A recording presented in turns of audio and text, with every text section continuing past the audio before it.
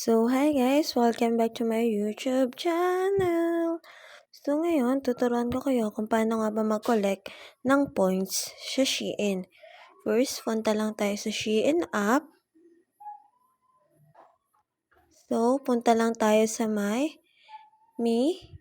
And then, kita nyo naman, coupons, points, wallet, gift card. Pindutin lang natin yung points.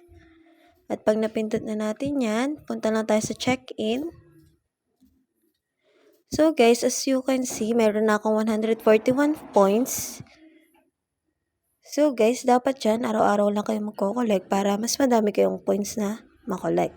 So ayan guys, meron ako ngayong plus 2 points. Pinutin lang natin yung got it.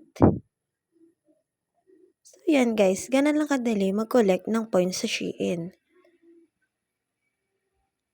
So guys, kung gusto nyo, i-remind kayo ng Shein app na laging mag-check-in, pindutin lang natin yung remind me sa taas. So, ayan guys. Thank you guys for watching. See ya!